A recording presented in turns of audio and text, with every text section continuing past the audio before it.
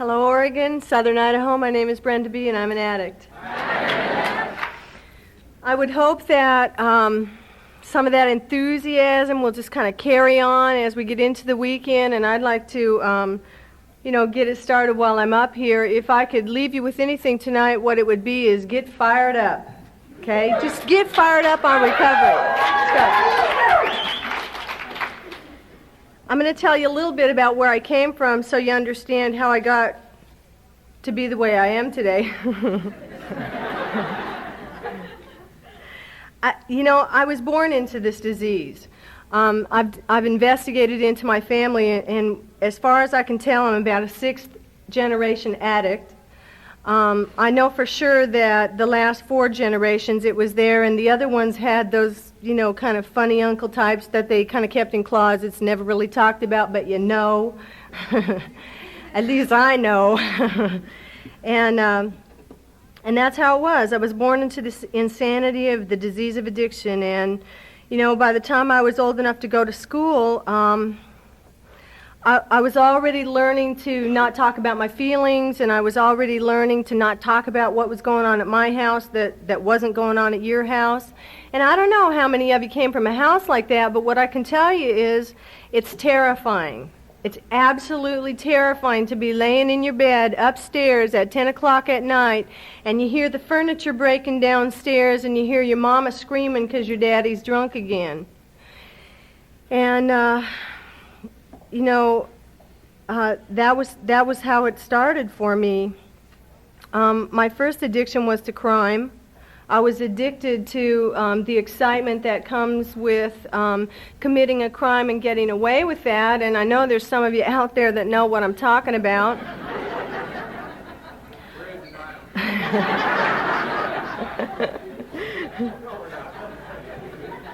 The first time I committed a crime, I stole a car. And the guy that owned the car had just parked it, just pulled over to the curb, left it running, and jumped out and ran into this gas station to get a pack of cigarettes, and I just jumped in and took off. and this guy's chasing me down the road, trying to get his car back, and I was gone, and I got high. I got an adrenaline rush, and I got high, and I was excited, and it felt good, and that was the beginning for me, and it continued in that path for quite some time before I ever discovered chemicals and introduced those into my life. I was addicted to, the under seam of life. I was addicted to that first, and what I can tell you about that is that long before I took my first drink, my first toke, my first line, my first hit of morphine, what was going on for me is that I had the attitude. I had the attitude, and I had the walk, and I had that cocky kind of talk, See, that I had all that stuff, and I had that down to a T. I was good at all the stuff. So, when drugs and alcohol came along, it was like, incidentally. Oh, incidentally, how about some drugs and alcohol? Yeah, I had everything else working already. And from my first use of drugs, I was introduced to blue morphine when I was 14 years old, and I mainlined the first time I ever did drugs. And I guess I sort of started at the bottom and worked my way up to the top. Because 18 years later, when I quit doing drugs, all I was doing was alcohol and marijuana. So I'm not sure how that went, but I'm glad I survived it.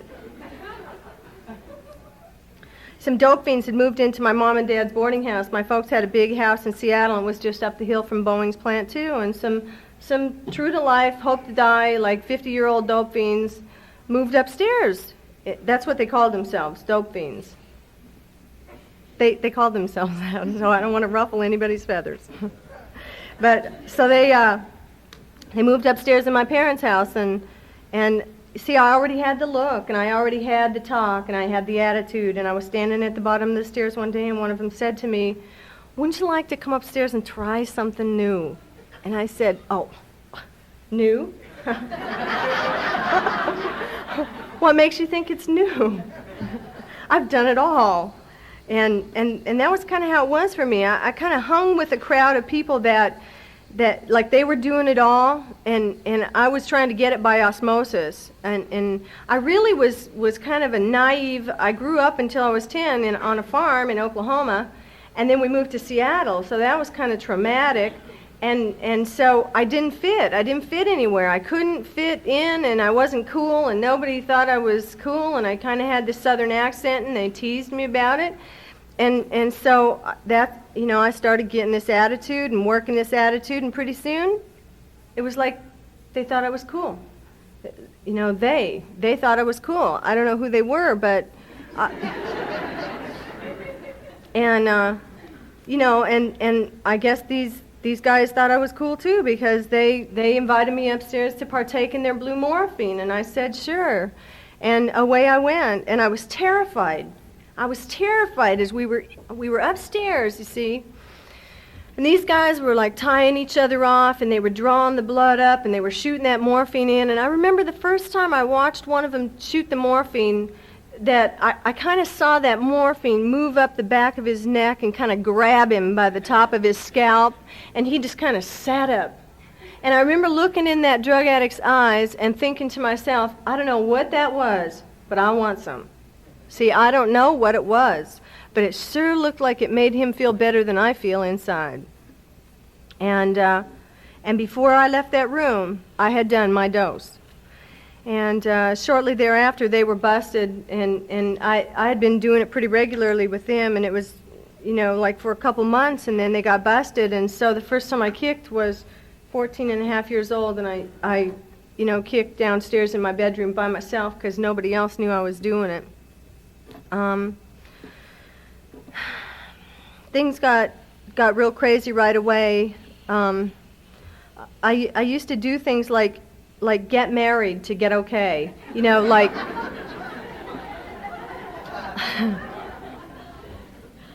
nobody would lie about a thing like that. See, now I don't know where that, I do know where that came from. For me, see, where that came from was that there was this kid that lived up on the hill, and he had this brick house, and his dad went to work every day, and they had a nice car, and he wore little three-piece suits and carried a briefcase, and his mother was always there when he got home from school with cookies and milk. And he had these 3 beautiful sisters that became like the princesses of the whatever it was, and I knew that the solution to my problem was in that house up there, and all I had to do was get in that house and get a dad like that, and get a car like that, and get his stuff like that, and I'd be okay. See, I thought my problem was that my old man was a drunk, and I lived in this dumpy house down here by the main highway, and my mom had to work out to support us because she didn't want us to live on welfare, and my old man was a drunk. So early on, I started thinking that was the solution. That's the solution to my problem. If I just get the stuff, I'm going to be okay. And, I just want to let you know that about 3 years ago, the kid that lived in that brick house became a member of Narcotics Anonymous. Yeah.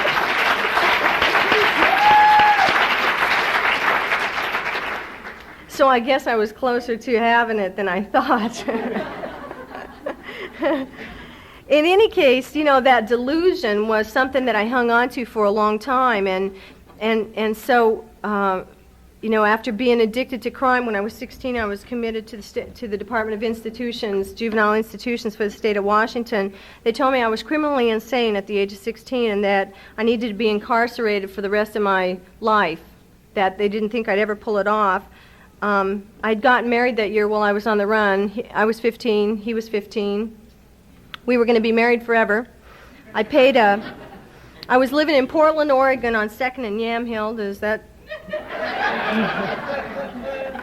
I was living in a single room only hotel on 2nd and Yamhill, and I paid this Indian lady a fifth of wine to go down to Multnomah County Courthouse and sign, saying that I was 18, or I was 17, she was going to be my mom.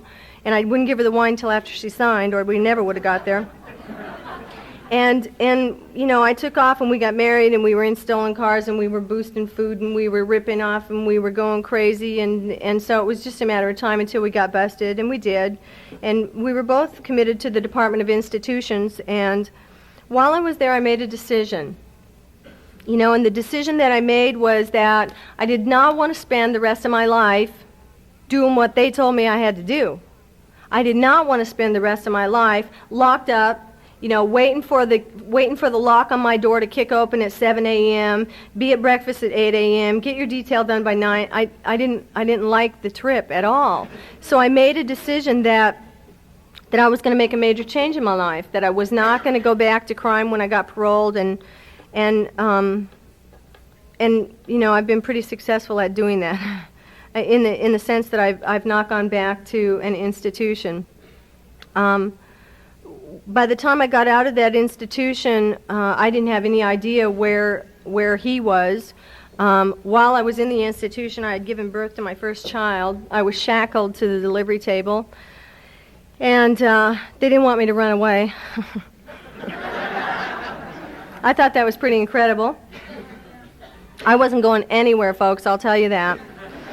And I had my first child while I was in the institution, and that was the other thing that made my attitude say that, okay, now I got this little person that I got to be responsible for, so I really need to, like, pull my head out and get this together and, you know, grow up and be this responsible person. Like I got to do all this stuff, you know, like I got to be a good mom, and I got to, you know, register to vote, and I got to do all this stuff, you know, and I got to get me a husband. God, I mean, how am I going to raise this kid without a husband? And so I paroled from that institution and went right back to my parents' house, right back to the insanity of my father's disease. And within 4 months' time, I had found another victim to marry. And I took off again for La La Land. I mean, the serious business. I used to build sandcastles in the sky, and during this marriage, I moved to the sandcastle. And it got real crazy. He was very abusive, and basically he told me a lot of things that I had been hearing from my dad. He said things like, "You're a piece of crap. You're a whore. You're stupid. You ain't worth a damn. When are you going to smarten up?" You know, like all the stuff. "You better stop that crying, or I'm going to give you something to cry about." You know, whatever it was I was crying about obviously wasn't important. And, you know, my husband sort of took up where my dad left off. And, you know, it got real abusive. I got slowly into a pattern of abuse, and I was terrified of this man. And I was terrified to stay. I was terrified to leave. And eventually, you know, it resulted in my being beaten almost to death. You know, finally charges were pressed against him by the criminal justice system, but only after he fractured my skull and broke my jaw and fractured my eye socket and dumped me at a hospital emergency room. And so they prosecuted him, and because he didn't need to reconcile with me to get the charges dropped, he chose not to do that. And for that year, that was 1974, I believe, and I lost my mind that year. Still wasn't using any drugs at that point. Hadn't used much of anything since I had been involved in an alcohol-induced driving accident when I was 15. I had stayed pretty straight. I was afraid. I was afraid of alcohol. Didn't want to touch anything else because I was still on parole, and I didn't want to get violated because I had this little baby I needed to be taken care of. And yet, when the pain of him leaving set in, I didn't have any way to deal with it. I didn't have the slightest idea how people get through that pain. Nobody ever taught me that stuff. Nobody ever gave me any coping skills and said, this is how you do life. This is how you do pain. Pain's part of the package. See, nobody ever explained that to me. And so I had my first mental breakdown and was locked in a psychiatric unit in a hospital, and my mom kept my kids for a while, and they put me on, doses of medication, and eventually I was able to pull myself back together and say, I have to carry on because I've got these kids I need to be taken care of. And the way that I got myself pulled together to carry on was I started using dope. I started drinking a little bit of alcohol, and I started smoking a little bit of dope. And sometimes I would do a line of cocaine or a couple of hits of speed just to get me going, you see. Because it seemed to me that if I put enough alcohol in, I could forget that I was a piece of shit. If I put enough marijuana in, if I put in just the right amount of alcohol, mix it with some marijuana, throw in a couple of hits of speed, I can go out on the dance floor and pretend like I'm the queen of the ball, and you all don't know that inside I'm a piece of crap. See, you don't know that when you see me out there on the dance floor in the bars. And so that was how I began to experience what I thought was self-esteem. If I put these drugs in my body, then I'm okay. And so for me, that was the first time in my life that I felt like I was okay. And it was the beginning of a love affair that lasted for the next 17 years of my life. I loved alcohol and I love drugs. I love the feeling that they gave me. I loved what they did to me. I loved being able to introduce them into my body and feel like I fit. I had found the solution to my problem. The problem that I had was that I didn't know when I had had enough. You see? Periodically, I would have episodes where I would lose control and throw up on the side of your car. And embarrass myself, make a fool out of myself. And I didn't understand why those happened. I didn't like it when they happened. I didn't know how to make them stop. So I'd cut down, mix different amounts, do different drugs. I remember the first time I got sick on vodka, I said, God, I got a problem with vodka. I better not do vodka anymore. I better not do vodka anymore. Vodka's bad for me. And I didn't. I don't remember ever drinking vodka after the first time I got sick on it. Mm-mm. And,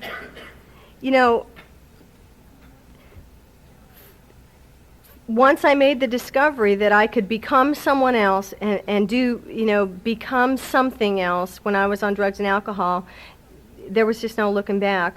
It got pretty crazy. I really was kind of a garbage can addict after that. I mixed everything.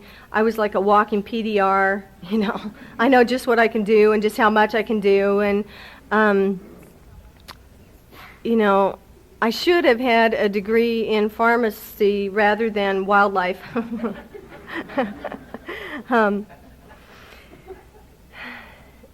It got painful real quick. By the time I was 25 years old, my second marriage was down the tubes, and I was looking for my third husband because I knew if I found him that I was going to settle down and I wouldn't drink as much and I wouldn't drug as much, and I'd stay home at night and take care of these kids and everything would be okay. I had a couple more kids by then, I think, and so it was getting real confusing. It really was. So, shortly after my 25th birthday, 3 weeks after my 25th birthday, I married my third husband, and I was really surprised when I realized that he was also a drug addict and an alcoholic, just like the two before him had been.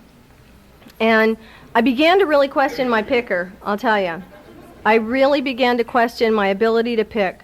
And he was abusive too, and I was terrified.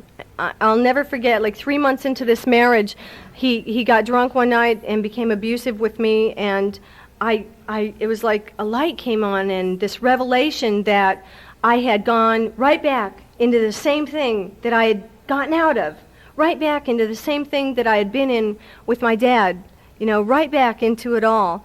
And so I made a decision that I needed to get out of that. And I think the marriage from beginning to end lasted about 9 months. And I got out of it, I walked away, and there was no looking back. It was while that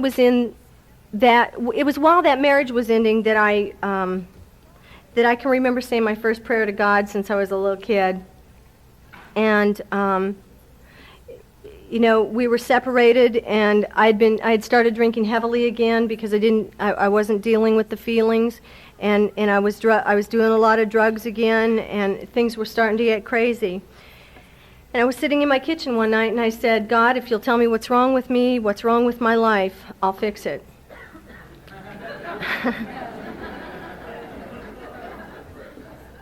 Now, I'll swear to you, as surely as I'm standing at this podium tonight, that the next thought that came to my mind was that I'm an alcoholic. I'm an alcoholic. And that confused me because my dad's an alcoholic, and I didn't drink the way he drank. So God must have made a mistake, right? I mean, it was the only thing I could figure out. God must have made a mistake. But I had sort of made this deal with God, that if He would reveal to me what it was I was doing wrong, that I'd fix it. And I didn't want to not keep my end of the bargain up. So I went down the following Monday to this community alcohol center, and I had 40 questions, and out of the 40 questions, I answered 39 of them yes, and they said, you are a sick girl, and you need to go to treatment.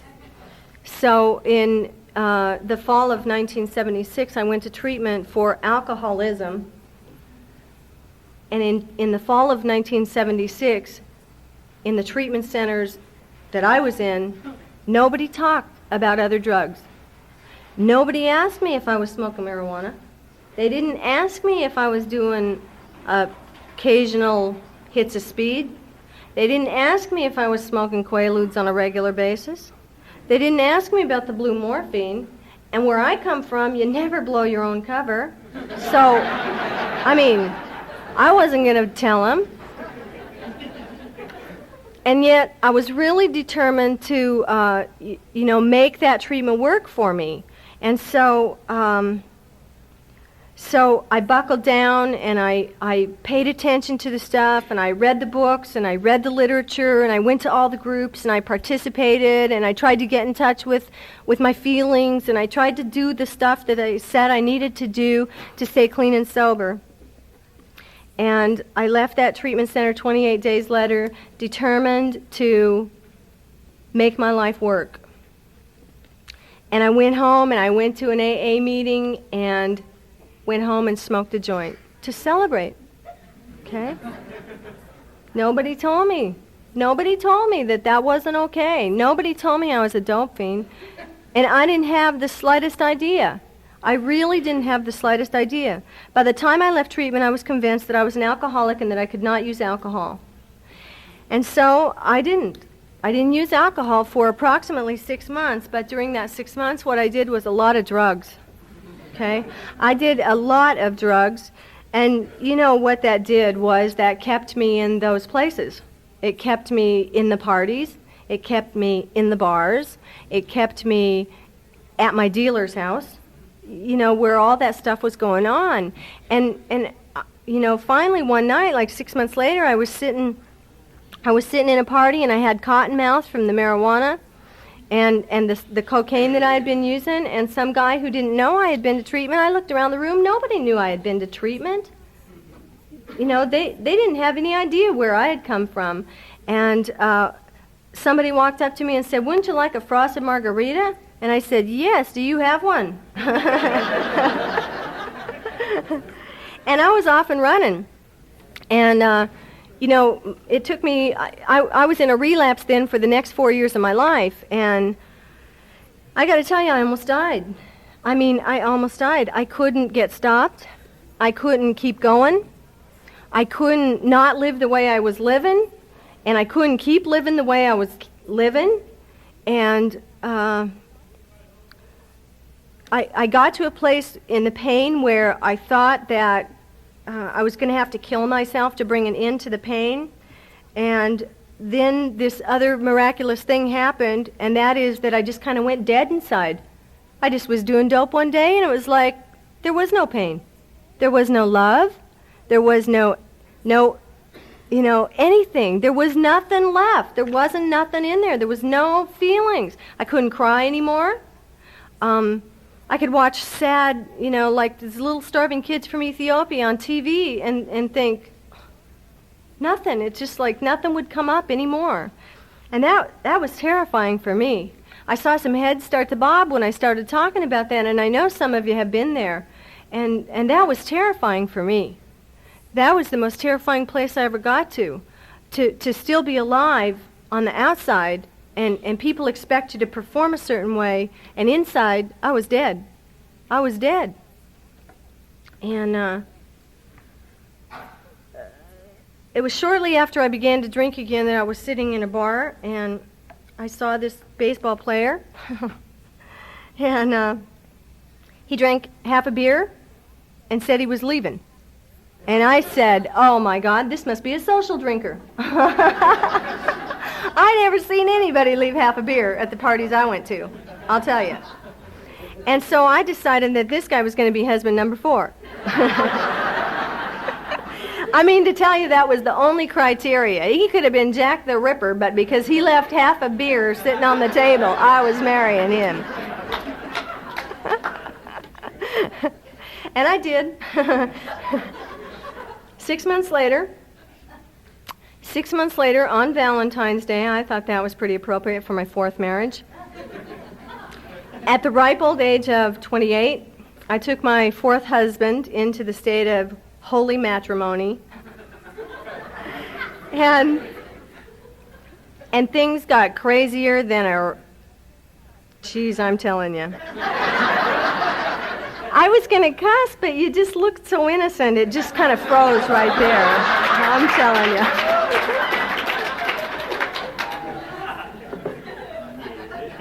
you. We'll talk about it later, okay?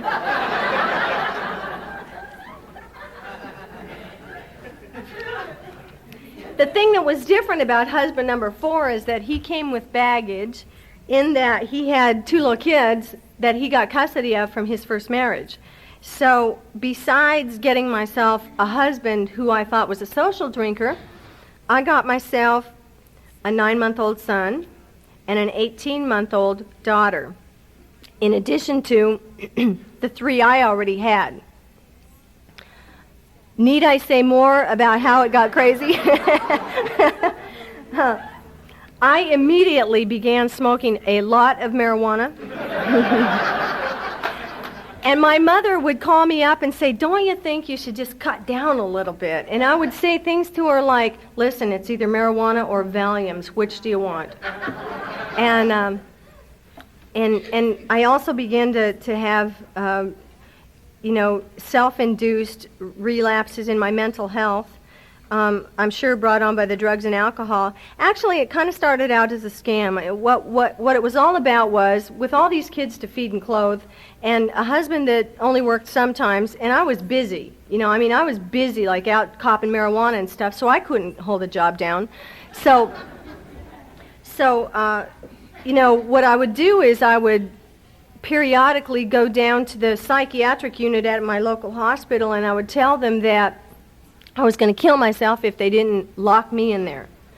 And they would. They would lock me in there, and for a couple weeks, sometimes 3 weeks, I didn't have to clean house.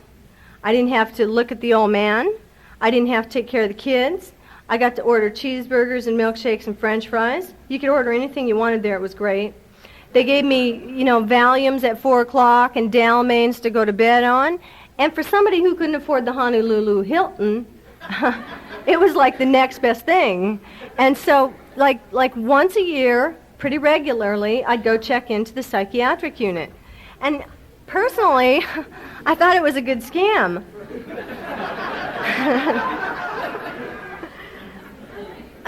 But I had this little problem, see, because by about the 3rd year of checking into this psych unit, I really am getting crazy.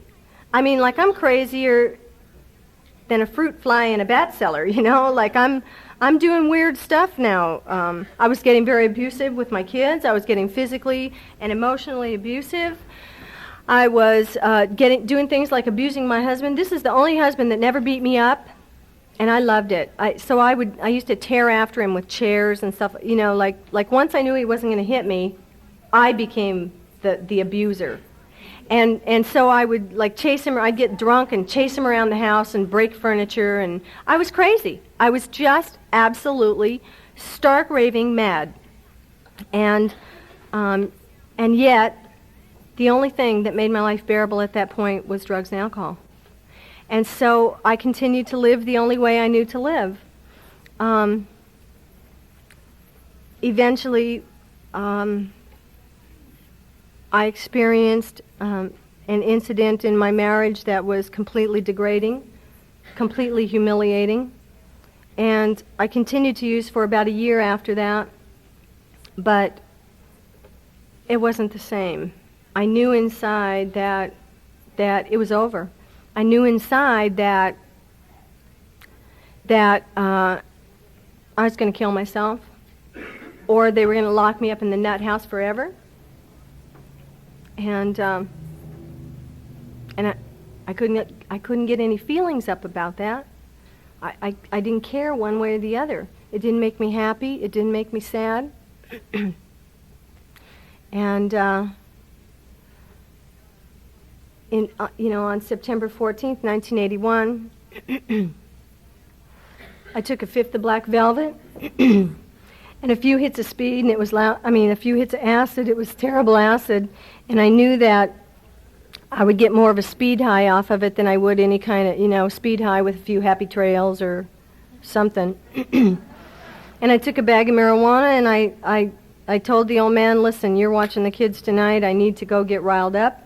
And he wasn't too jazzed about that, but I didn't care. Like you're number 4, Jack, and you're on your way out. I mean, get the grip, buddy. I didn't care. I did not care. Like, I was having trouble keeping track of me, let alone me, him, and 5 kids. See, I mean, at that point, I was ready to get divorced and give him custody. All of them. Here, they're yours. Take them.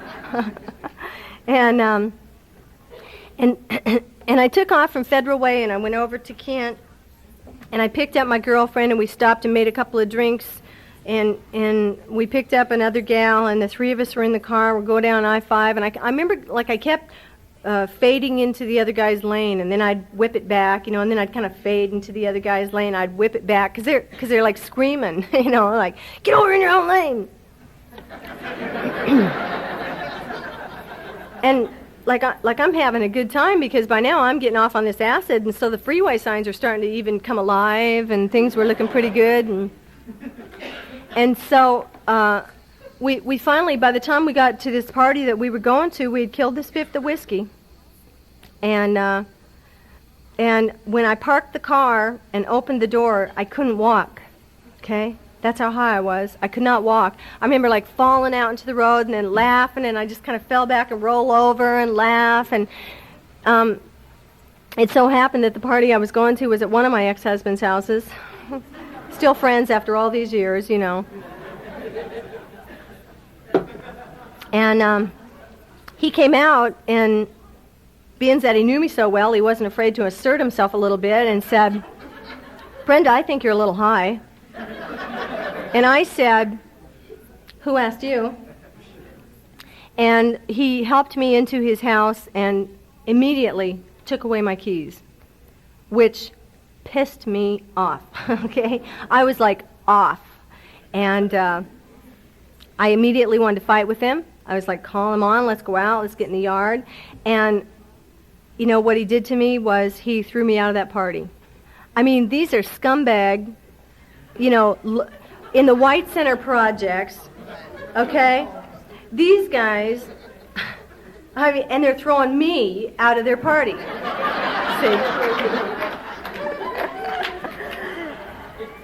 I could not believe it. Not only that, but he called my husband and told my husband to come and get me because I was making a spectacle out of myself. Well, all I remembered was being out in the front yard fighting with him, and then I found the white line that went down the middle of the street, and I got on that white line and I walked into my last blackout. I'm not sure what happened, but I can tell you what happened the next morning. The next morning, September 15th, 1981, I came to. Didn't wake up in those days. I always came to. And it was not unlike 10,000 other Sunday mornings before it.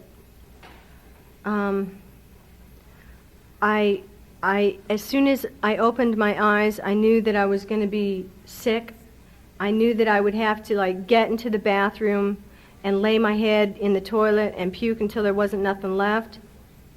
I knew that I was going to have one of those kind of headaches that gets you by the testicles and don't let go, like one of those. And so what I was going to try to do that morning was I was going to try to just get up, go puke, get some aspirins down me, and get back to bed, because I knew I was going to be there all day. And I did. I pulled myself out and kind of hung on to the curtain and got myself into the bathroom. And I remember laying, it's incredible to me what I remember about that morning. I remember laying with my cheek against the porcelain of the toilet and finding comfort in the coolness of it. It was cool.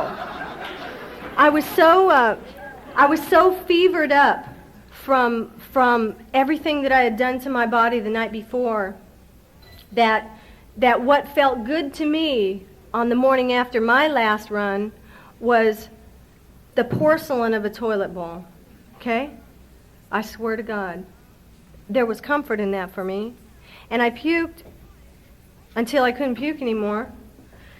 And I got up and went to the medicine, pulled myself up. I was dehydrated and needed to drink about a gallon of water. I got that down me, puked a little bit more, got a couple of aspirins, tried to get them down, looked at myself in the mirror, and I was horrified. I had 2 black eyes. My nose was broken. The blood had run back into my hair and kind of dried in rivulets. And I couldn't remember. All I could remember about the night before at that point was driving my car on the freeway. At that point, I didn't have any memory of even getting to the house. All I could remember was driving my car. And I was terrified that I had, killed somebody else or wrecked the car or crossed the center line and hit a family of 4 on their way to church Sunday morning. Any of that stuff, like all of that stuff all at once started whirring through my mind. And I ran out and pulled the drapes back in the living room, and my car was there, and I ran out and I ran around my car about 3 times in my nightgown with 2 black eyes. My neighbors, they didn't even ask anymore, okay? I mean, they didn't even say, "What is she doing now, Henry?" They just said, "Look, Henry, there she goes again," And, I ran around the car about 3 times that day, and there was nothing. There was no dents, there was no blood, there was no nothing, no paint that belonged to somebody else's car. And I went back into the house, and I sat in the dining, I just kind of slid down the dining room wall, and I sat on the floor, and I cried, and I cried, and I cried.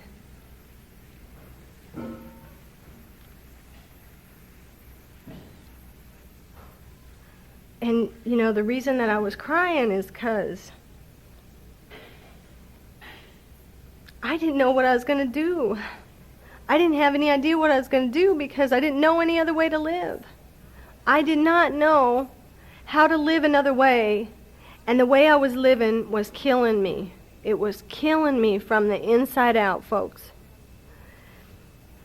And, I don't know what happened, but I remember thinking to myself that I was a drug addict. For the first time in my life, I remember thinking to myself that it wasn't just the alcohol, it was all of it. And I remembered something that I had learned in treatment, and that was about 12-step recovery programs. They had taught me then about another fellowship. And so I got the phone book, and I looked up Alcoholics Anonymous because I knew nothing about Narcotics Anonymous. And when the person who answered the phone came on the line, I said, I got to tell you right off, I think I'm a drug addict too. She said, I don't know anything about drugs, but I've heard about a program called Narcotics Anonymous. And if you like, I'll see if I can find the number, and I'll call you back. And I told her that I would like that very much. And that if she couldn't call me back, I could understand. But I hoped that she could because I was too sick to make another phone call that morning. And so, in a few minutes, my telephone rang, and I answered it. And the woman on the other end said, my name is Alice, and I'm a drug addict. And I immediately began to explain to her that I wasn't doing heroin, and I wasn't even doing blue morphine anymore, that I was just doing a little bit of marijuana. You know, in fact, I tried to impress her. I said, you know, I had to kick blue morphine by myself, you know. But there's this marijuana, see, and like I can't stop smoking marijuana. When they pass the joint around my rec room, my lips just get stuck to it, see. It just gravitates there and gets stuck. She said she didn't care what I used. She did not care if I just smoked marijuana my whole life. That it didn't matter what I used. If I wanted to go to a meeting, she'd be glad to meet me. I told that woman that I was too sick to go to a meeting that day, but she didn't have to worry I'd be okay because I was also too sick to cop. Okay? And I see heads bobbing too. I know some of you know about being too sick to go get high. And I told her that I would meet her the following Saturday. And so it was that I went to my first meeting of Narcotics Anonymous. Some of you have been there, I know it. For those of you who have not been there, you may hear tales about Fremont. What I want to tell you is that meeting saved my life. There are 13 stairs to the top, and I fell over the first one and climbed the last 12. See? Even then, I had 12 steps to my first meeting.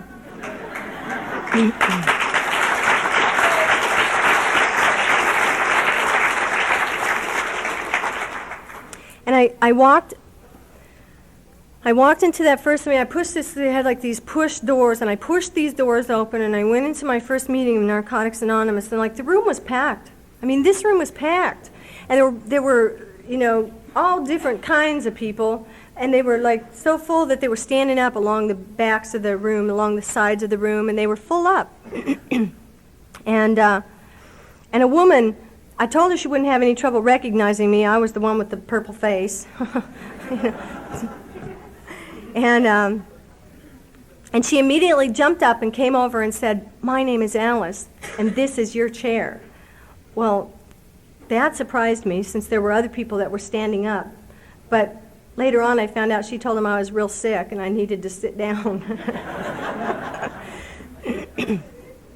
And I was so, humiliated. I felt humiliated and embarrassed and full of shame and full of guilt and full of remorse. And so I spent most of my first meeting like looking down at the table, and periodically I would try to like get up and look around and see what they looked like, you know.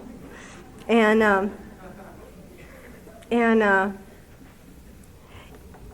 you know, this one guy started talking, and he was sitting like right across the table from me. And he had long hair, and he was kind of a biker kind of guy, and he had leather on, and he had on, you know, motorcycle boots, and he started talking, and this guy was like excited about recovery. He was jazzed about what was happening in his life. And I looked at him, and like his hair was clean, and his eyes were full of life, and you know, there was kind of a shine to his face. He just kind of looked like he was alive. And I remember looking at that drug addict in my first meeting of Narcotics Anonymous and thinking the same thing I thought 17 years earlier when I saw my first dope fiend shoot up morphine.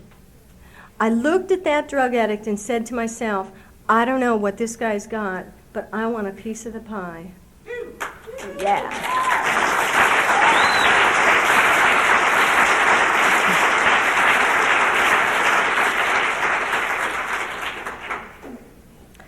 You know, I remember them asking me to talk, and I cried. I was still crying. It was a week later, and I still cry, and I was crying, and I just said, you know, I'm one of you. I'm one of you. And I don't know why it took me so long to figure that out, but I'm glad I'm here, and hopefully the next time I come back, I'm going to look a little better. And you know, that meeting broke up, and a guy from the Auburn area, I lived in Federal Way. Auburn and Federal Way are kind of like neighbors in the community I'm from. And this guy came up to me and said, listen, we're just starting the first NA meeting out in South King County. So, and it's tonight. It's like tonight at 7:30. Or no, they had started it like the week before was the first meeting, and this was going to be the second meeting. And he said, it's closer to where you live, so if you want, I'll meet you there, and then I'll introduce you to some of the people. And then you'll have like a meeting you can go to that's closer to your home. And I said, to myself, I'm thinking, this guy's hitting on me. Delusional. It didn't occur to me that I got two black eyes. I mean, you know, I'm thinking this guy is just, this guy's hitting on me. Oh my God. And so, but, you know, it's like I didn't care. I said, okay, I want another meeting. I need another meeting. I want to find out. I got to like keep this going. Plus, I had this fear. I had this fear inside of me that if I didn't like constantly do meetings and recovery kind of stuff, that I was going to get loaded.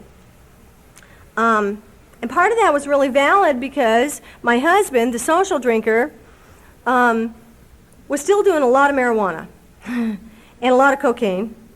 And he even drank a lot after I got sober and could really notice it. And so, you know, like I'd come home from meetings and that stuff would be there. I mean, he hated me being clean. It was like he lost his party doll. And he didn't know kind of what to do with himself. And I'd come home from meetings, and he'd have my joint twisted up and sitting on the table waiting for me. And, you know, the 12-pack of Tall Rainiers was in the fridge. And periodically there'd be a line on the mirror, and he'd say, there, that one's yours. And I'd be so terrified that I'd, like, run out and go back to another meeting. I mean, there were days in the beginning, folks, where I was at 5 meetings a day. What I got to tell you is, on those days, that's what I had to do to stay clean and sober. 5 a day. I went to my second meeting that same night, and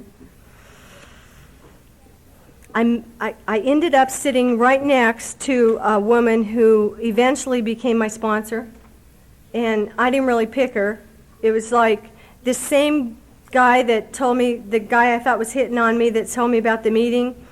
Well, he grabbed me after that first meeting and he said, see the one with the tattoos?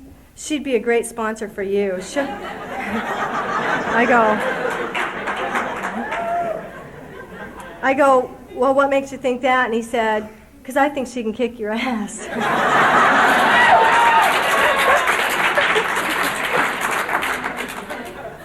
Well, that's all it took for me. I decided to ask her to be my sponsor so I could find out. What I want you to know is that she's still my sponsor today. And, you know,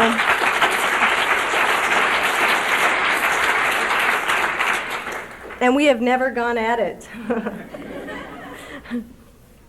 I immediately got drafted in service work because there was no other choice.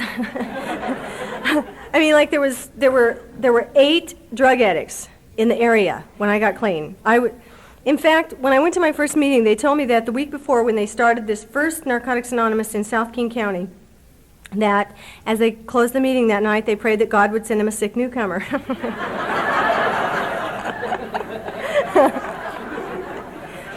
Well, I got to tell you, my higher power knew what I was going to need was intensive care.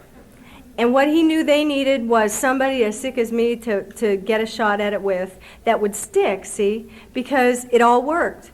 And as I look back on it now, I believe that it all went according to plan. And, we immediately started starting other meetings, and we began to, within a short period of time, we formed a little tiny area. Oh, it was so wonderful. Everybody was everything.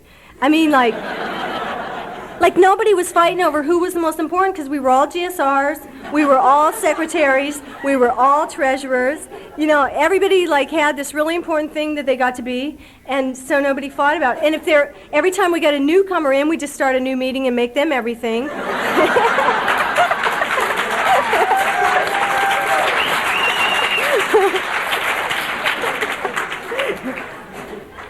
And that really worked for a while, It was, I think I was about 5 months sober when we decided that Pierce County needed to know about Narcotics Anonymous also.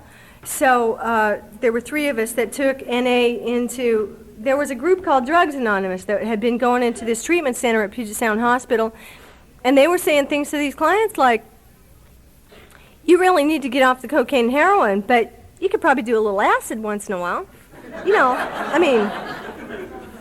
And so we knew that wasn't the way it was going to work. So we went in and presented ourselves and said, give NA a shot. Give us a shot to carry our message. And there were 12 people in that treatment center, and out of the original Dirty Dozen, we called them the Dirty Dozen, who are later the Clean Dozen. Out of the original 12 members of Pierce County NA, I think 10 of them are still clean today.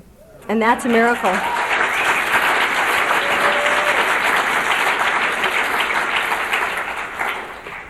With a little over 15 months in this program, husband number 4 decided that I was as much a crack, clean and sober, as I was drunk and loaded, and he left.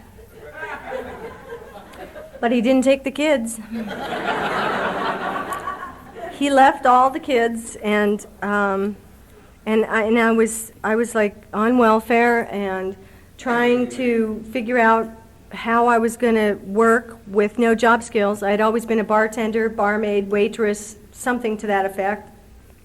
And I remember my sponsor telling me that I needed to get out and look for a job. It's time, you need to get out and look for a job. And, well, this is embarrassing, but I'm going to tell you anyway.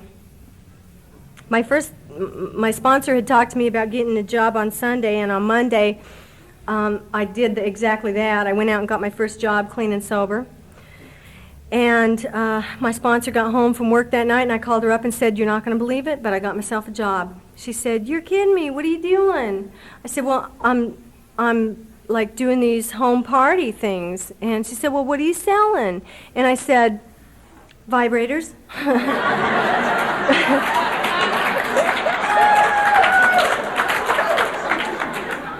She said, "What?" And see, I could not connect at that point in my sobriety and my recovery. I could not get the grip on how working in that kind of profession might be conducive to relapse. See? All I knew is I was going to make so much money selling vibrators that I could get off welfare and support 4 kids. I mean, that was the plan. And so, I really gave it a shot. I did this for about a year. I did like in-home parties with adult toys, and I didn't do demonstrations. I just, but we did do lingerie lines and stuff like that, and I did make some money at it, but I didn't get off welfare. And like after about a year, I finally realized that this job was not something that was like contributing to self-esteem for me. It wasn't something that I wanted to come to meetings and talk to you guys about. So I decided to change my profession, and the only other thing I really, it was like housekeeping. I could be a housekeeper, because I do that all the time, or, well, I could do child care. I'd probably kill him, or maybe I could cook. So I just sort of picked cooking out of the hat and said, okay, I'll be a cook. And I went out and got myself a job as a cook, and I continued to do that for the next couple of years, and it left me plenty of time to continue with service work and be involved, and the meetings were growing, and we were getting big, and we were having a wonderful time, and somewhere along the line I picked up my first sponsee, and for me, at that point, recovery was like exciting and wonderful, but baffling and painful. It was like all the stuff all at once. And some days I was a shining example of recovery through Narcotics Anonymous, and some days I just didn't use, period. I just did not use. And with a little over 3 years into this program, I decided that the only way I was ever really going to do something with my life was to go back and get my education. I had completed 9th grade while I was in that reform school for delinquent girls, and so I decided that I was going to, go to college and get myself a skill. And so I applied to a college that was near my home, and the terror that set in when it began to become a reality was incredible. The fear of actually going to school and having to perform was almost so overwhelming that I seriously considered calling him up at school and saying, I made a mistake. I'm not really going to go to college. I just wanted to see how you guys would do with the financial aid thing.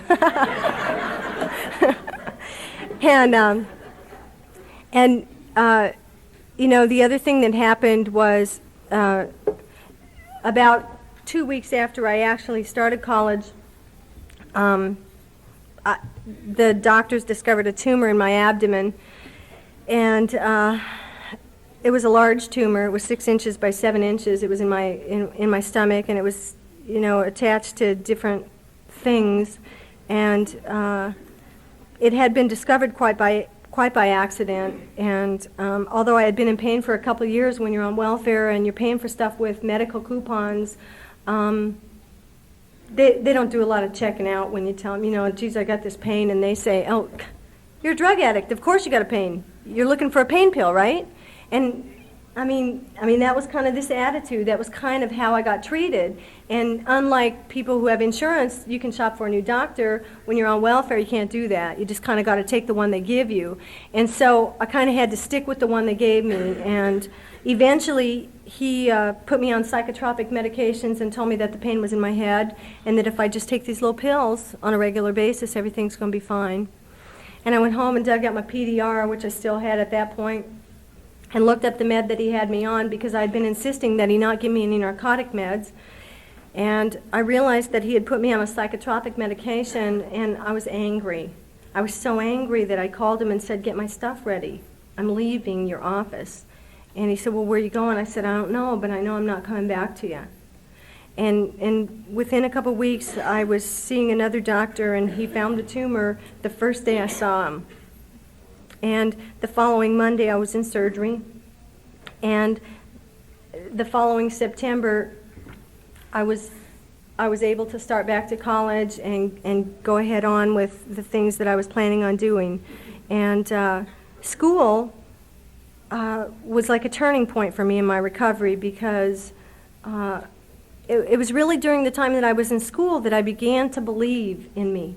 It was the first time in sobriety, really, that I began to believe that I could do it. Like it's me and you, God, and we can do this, right? And up to that point, I mean, anybody can do welfare. Anybody can sell vibrators, okay? But not everybody can do college. And I was pulling that one off. Me and God were pulling that off. And I had this old beater Dodge, oh my God. This car was so bad, this car was so rusted out, that one day my son stepped into the back floorboard and went to the cement on it, okay? I got hit in the parking lot at Kmart, and it didn't dent. It crumbled and fell out. But it had a slant six engine in it, and my dad had got it. He said, this engine will last you forever. And it was like a great car. I mean, it got me back and forth every day.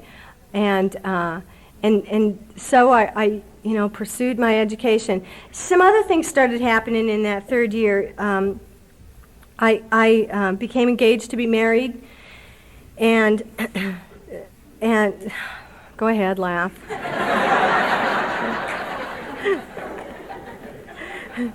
And I was really, like, those of you who were around during that period of time know that, I mean, Steve is like the nicest guy in the whole world. And he's one of us, and he's wonderful, and he's like recovering, and he's nice, and he's mellow, and he's peaceful, and he's good, and he's kind, he's all this stuff.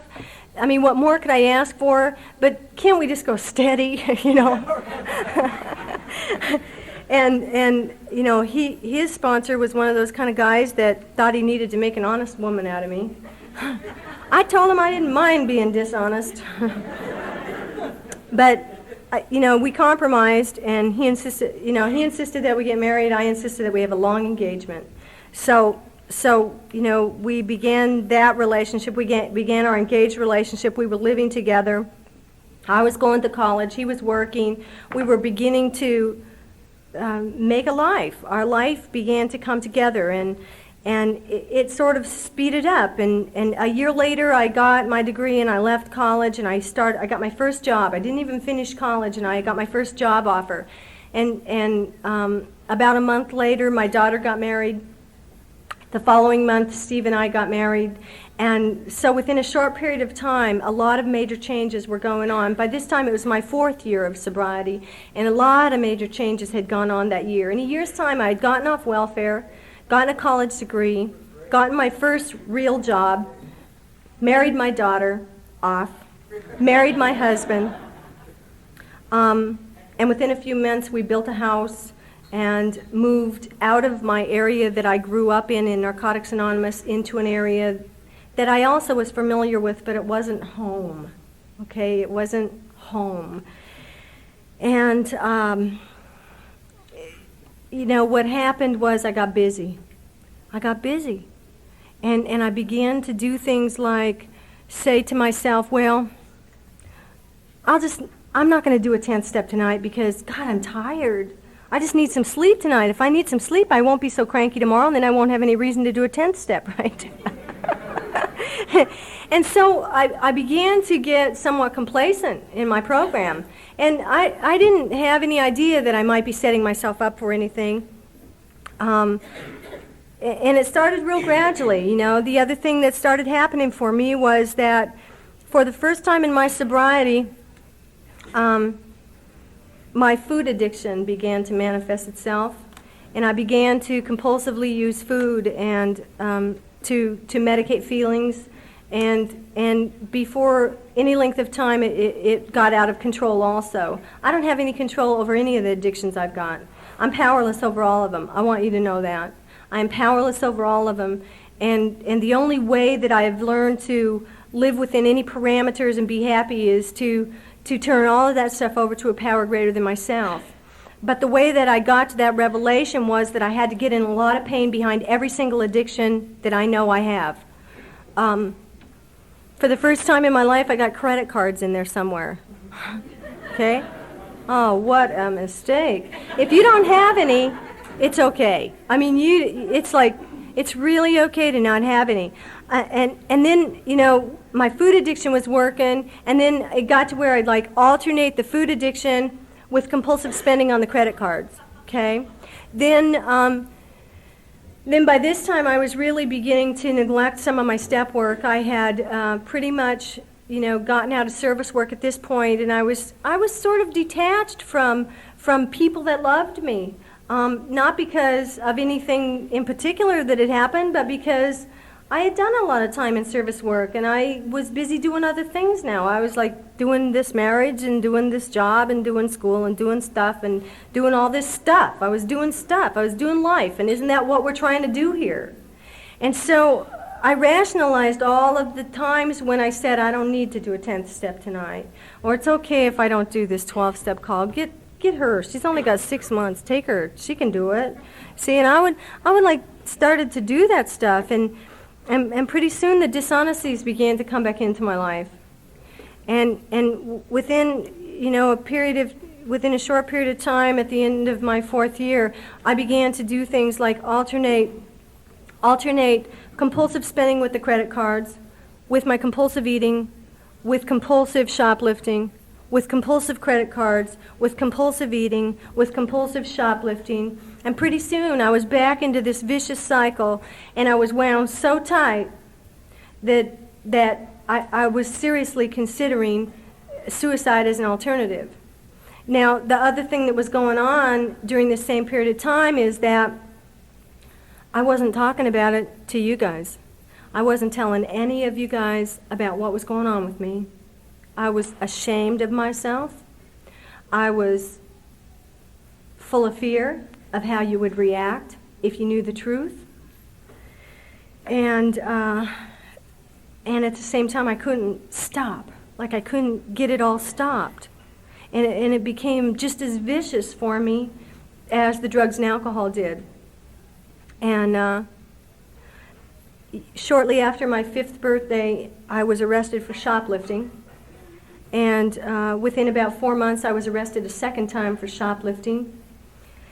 And at that point, I wasn't going to any meetings now. I didn't want to.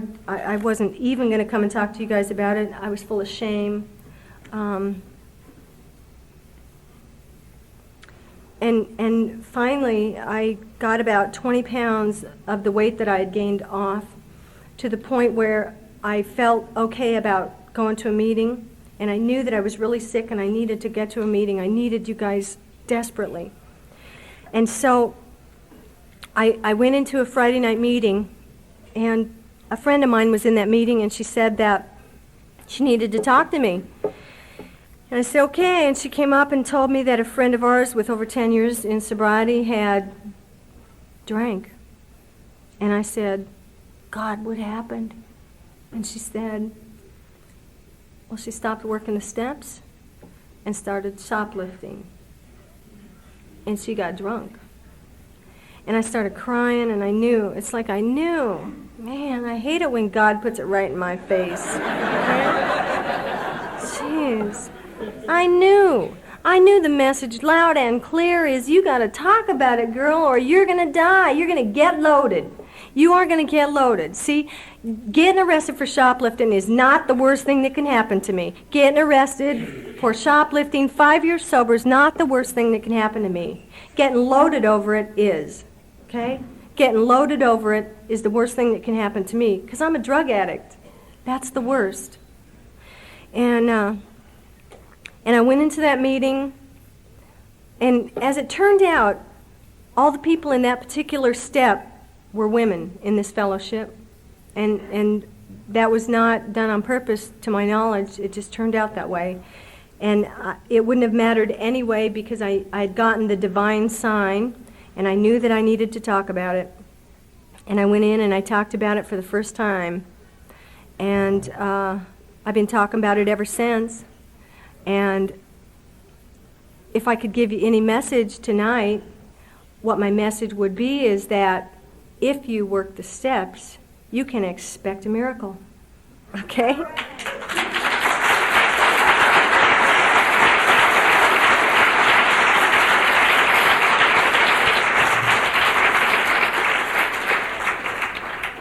I would like to tell you that today I have not practiced my food addiction.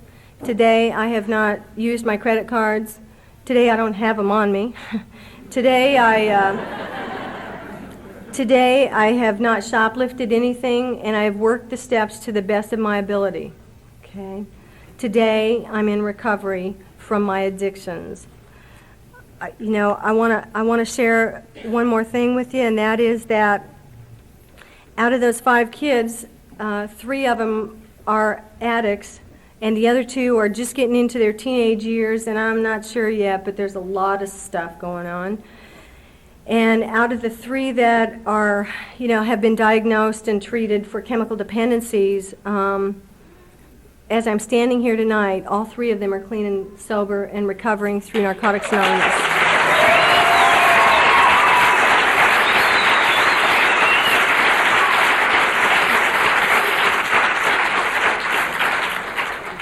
I have 2 little grandbabies, neither of which have ever seen their grandmother loaded, and that's like incredible. I mean, that's incredible to me. I want to share a little story with you, and then I'm going to shut up. There was this guy who died, and he didn't know whether he wanted to go to heaven or hell, so he asked his higher power to please let him take a look at them. And so higher power took him to the first room, and they opened it up, and the room was full of people, and all of these people were emaciated, and they looked very starved, and they were wailing and crying, and this was hell. And in the center of the room was a big pot of stew, and all of these people had spoons with long handles that were long enough that they could reach into this pot of stew, but they were starving to death because the handles were so long that they couldn't get them into their mouth. And the guy said, "Oh, higher power, this is not my idea of a good time." He said, "Let me take a look at heaven." So he took him next door to a room that was exactly the same size, full of people who looked exactly the same, except they weren't emaciated. They were happy, and their faces were full of light, and they were smiling and laughing and singing. And in the middle of the room was a pot of stew. And they too had long-handled spoons, and yet they weren't starving to death. And the guy turned to his higher power and he said, "I'm really confused. What's the difference? I don't see any difference. What's the difference between heaven and hell?" And higher power said, "The difference between heaven and hell is, in heaven, we've learned to feed each other." And that's what Narcotics Anonymous is to me. You fed me the 12 steps until I was able to feed myself. And even when I stopped feeding myself and I went back to you, you again fed me the 12 steps and the recovery, the principles of recovery, until I was able to, begin to work them in my life again. I believe that recovery is a gift from God, and I believe that what I do with my recovery can be my gift back. My prayer is that He is as pleased with my gift tonight as I have been with His for the past 7 years. Thank you.